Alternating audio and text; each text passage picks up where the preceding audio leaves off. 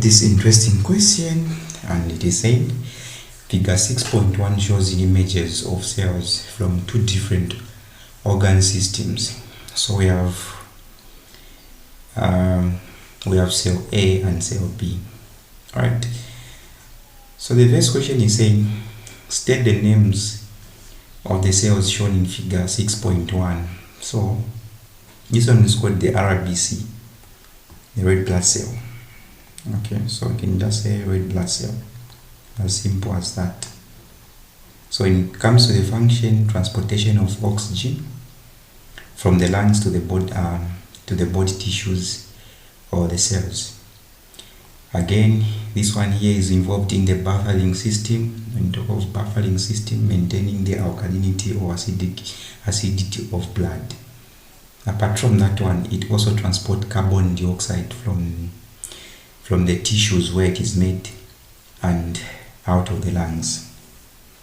So those are the functions. Apart from that one, it has also the surface area for attachment of, or this cell membrane here is the cell membrane of these red blood cells. It has antigens. So that is where you're going to find the antigens on the surface membrane of the red blood cells. Then when it comes to B, actually this one is a nerve, but when you say a nerve, you need to specify, because we have different types of nerves. What we call unipolar, bipolar, and under unipolar and bipolar, you're going to find that we are going to have the motor neuron and also the sensory neuron as well as the relay neurons. So this structure here is the structure of the motor neuron. So this is how the motor neuron looks like. So you need to be very careful in terms of when it comes to this one here. You need to specify. So it is a motor neuron. So that is how I'm supposed to answer that one. So let's see the next question.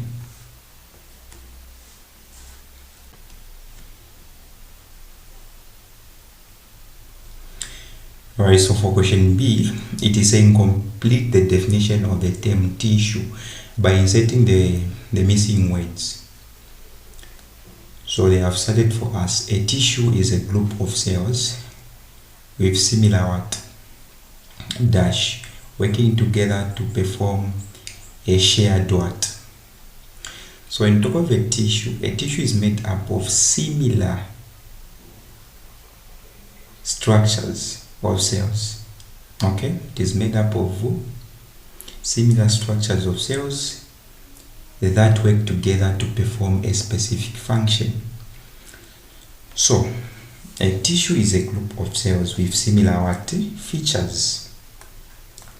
So that is what you're supposed to write here. So it has similar features. You don't want to use the term features, you can say structures with same structure or same features. So these, they work together to perform a shared function. So that is what you're supposed to write. As simple as that. So examples of tissues, we have ciliated tissue, the one which is found in the nasal cavity as well as in the fallopian tube. But from the ciliated tissue, we also have blood as a tissue. So blood is considered to be a tissue because it is made up of different cells like the red blood cell, white blood cells, those things, those are the cells. Right, so that is how you're supposed to answer B. Then as for question C, it is saying state the names of the organ systems these organs belong to. So we have the brain. Where does the brain belongs to in terms of the organ system? So here they are talking about the organ system. They are not saying you need to name the organ. They have given us these organs here. Now they are asking us to name where this belongs to. So the brain belongs to the central nervous system. So let me just explain why this one is considered to be part of the central nervous system.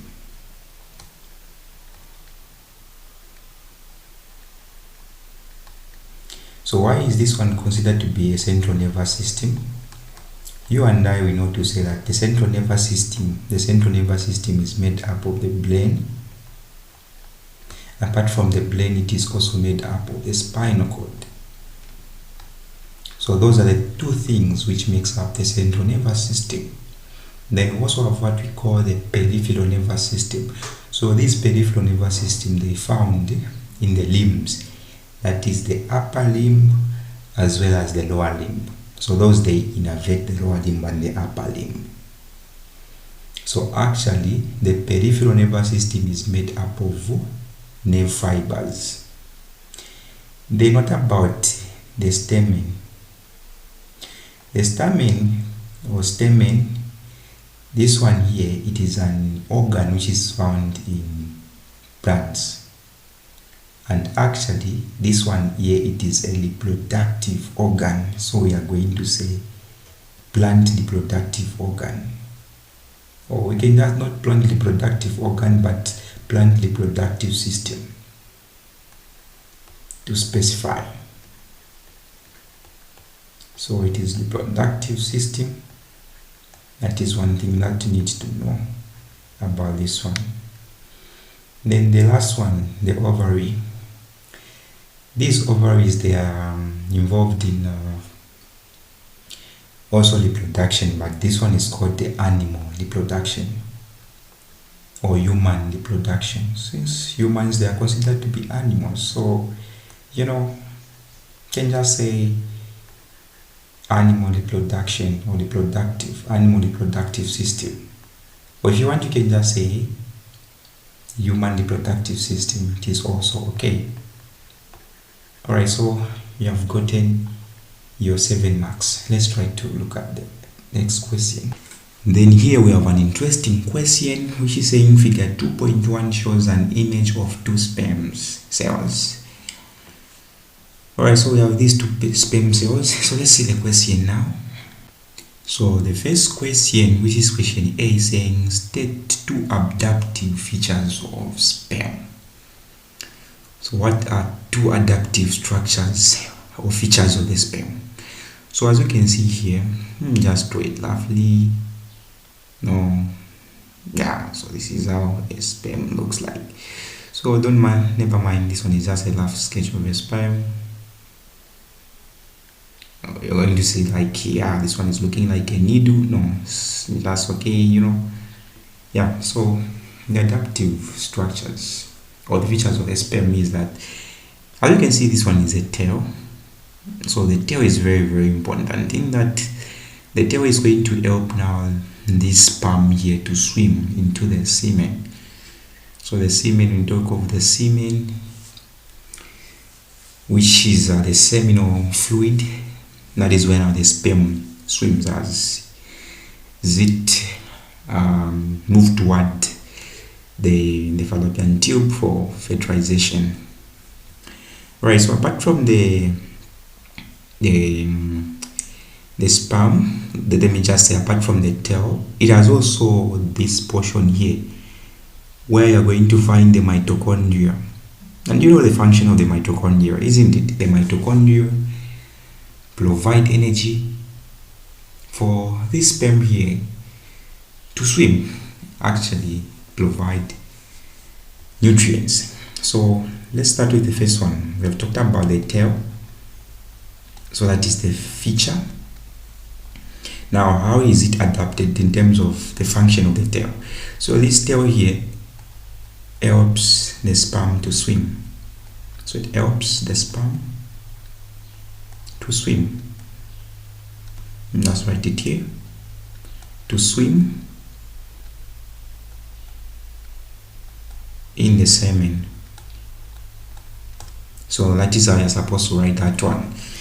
And then the second part is it is made up of abundant mitochondria. So I'm going to say abundant. So when I say abundant, I just mean that this one here has a lot of mitochondria on the neck. So abundant mitochondria for energy. So you can say mitochondria or mitochondrion. So when you say mitochondrion, just say mitochondria. Remove that one. Okay, so mitochondria for energy. Just as simple as that. Alright, then the last question is saying, describe the process of fertilization. Okay, so what is fertilization? So you know to say it's a fusion of the male gamete and the female gamete. When you talk of the male gamete, you mean the sperm. When you talk of the female gamete, you talk of an ovum, right, or an egg. Now, you're describing the process of fertilization. What is fertilization? So you need to start with the process of fusion. So we can just say fusion of male gamete. So in this case here, you can say fusion of sperm. If you want, you can say male gamete, it's just okay. Fusion of sperm and an egg. Okay. Then once they fuse, what is going to happen? To produce now a zygote. So a zygote is produced when a sperm and an egg fuses. So to produce a zygote. Okay, zygote. So as simple as that. So that is how you're supposed to write that one. Alright, so let's see also. So let's jump to multiple choice questions. So we have the first one, which is saying the diagram shows the position of two endocrine glands in the human body. So we have these two kidneys. We have the right kidney and the left kidney. So the way you see these structures when it comes to biology and anatomy is just different. Your right hand side is the left hand side. Your right hand side is the left hand side of an organ or any structure when it comes to human anatomy and biology. So we have these two endocrine glands, and these are called the adrenal gland. Okay, so the adrenal glands. Adrenal, not like that. That's like that. So adrenal glands, isn't it? So this is A and L. Adrenal glands. So what is the function of these adrenal glands? So these adrenal glands, they release what we call the adrenaline, which falls under the epinephrine and norepinephrine. So those are hormones. So these, they release hormones, and these are ducted glands. So what is responsible of the body? What is the response, to the body? What is a response of the body to the hormone released from these glands? So these, they release two hormones, epinephrine and norepinephrine. So these, they respond due to the sympathetic stimulation. So we have what we call sympathetic stimulation and parasympathetic stimulation. So under sympathetic stimulation, you are going to find that these two adrenal glands, which is located under the superior part of each kidney, they are going to be stimulated, and they are going to release what we call adrenaline, which is a hormone, which is also called the epinephrine. So this epinephrine, it has an effect in terms of increasing the heart rate. Okay, it has an effect in terms of increasing the heart rate. So that's the reason why this one is called the fight or flight hormone. Okay, it is called fight or flight hormone. So let's say, for example, you are walking and then the cobra pops up. What is going to happen? These adrenal glands, they are going to release what we call the epinephrine or adrenaline to increase the heart rate, to stimulate the production of glucose. So here you're going to find that there will be increase in glucose concentration in your blood. So as you can see, the first option, it is saying decrease in heart rate. So this one is just the opposite. The heart rate has to increase because you have seen something. So that's the reason why whenever you're about to write a test, or whenever you're about to go somewhere, this one is going to be stimulated to make you active, to make you active, to increase the heart rate so that more oxygen can reach the body parts. So this one here, we can remove it. Then the second one is saying a decrease in blood glucose concentration. Even this one we can remove it, because as the heart rate increases, the body requires now more oxygen to be produced. So apart from that one, this one is saying an increase in a pupil dilator. Yeah, so this one can include it. And then the last one is saying the development of sexual or secondary sexual characteristics. So this one has no effect when it comes to development of secondary sexual characteristics. What hormone has an effect on this one here is let me just say the part which releases those hormones which are involved in development of secondary sexual characteristics. You can talk of the ovaries, which has the corpus of luteum, or we can say lutein, depending on your pronunciation. So the answer here is just going to be C.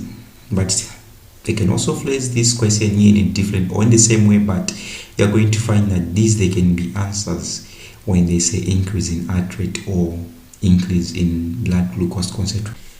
The next question, we have a graph, this one here. So the question is saying the graph shows the number of water flies in a newly created pond. So a newly created pond. So here we have the number of flies, then the time. Alright, so as you can see here, as the graph is starting here, is just increasing, and then here they have increased in number up to this point here. Then from there now, there is the constant maintenance of these now flies. Okay, so from here at point Y, there is a decrease. Then it goes like that.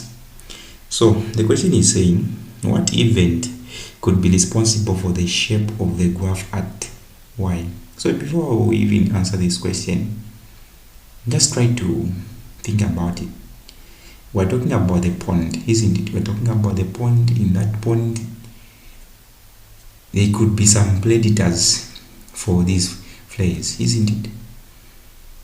So what is going to happen is that when they are predators, they are going to control now the accumulation of these flies. So as you can see here, there is a constant maintenance of these flies, those which are being produced and those which are being eaten by the predators.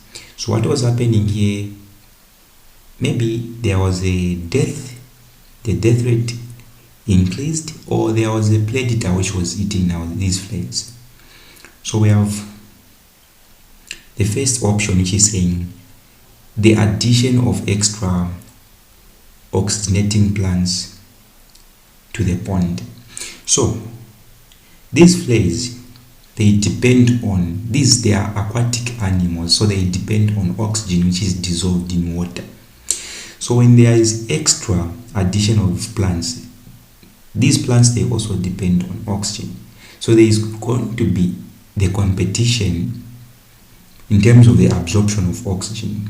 So we are going to find that these flies, they are going to decrease in size because some are going to die due to the depletion of oxygen, which is hypoxia. So we can choose this one here. Let's see option B. So an increase in the birth rate of the water fly. So an increase in the birth rate was happening at this point here. So we can remove this one here. Then an increase in the food supply, even this one here, we can remove it because it was happening at this point here. Then D, an addition of predators which fed on water flies. So this one here is now going to be qualified to be an answer. Of course, this one here, yeah, but there is just this. Okay. This one here can be an answer, but it is not always that addition of extra oxygenating plants.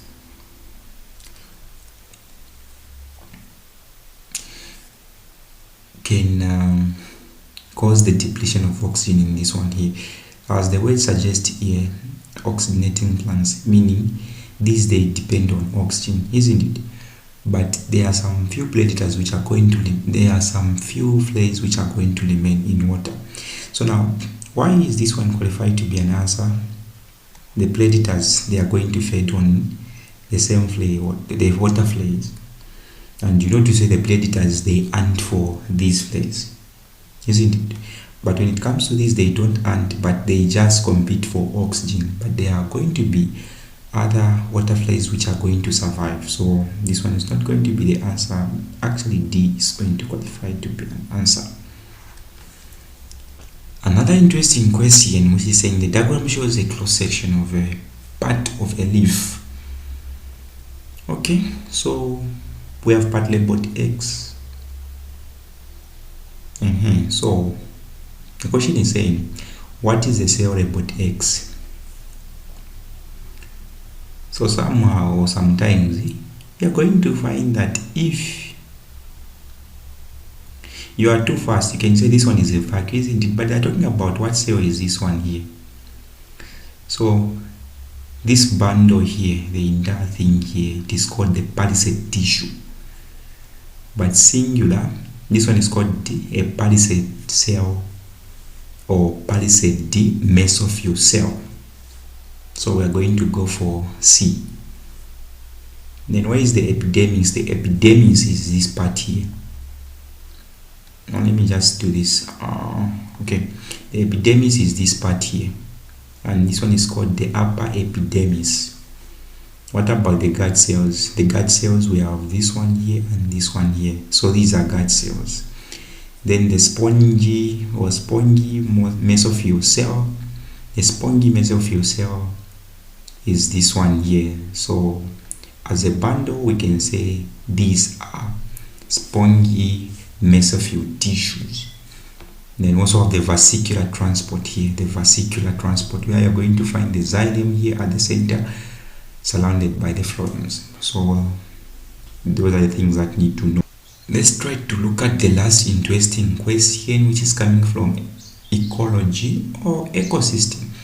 So it is saying the food web shows part of an ocean ecosystem.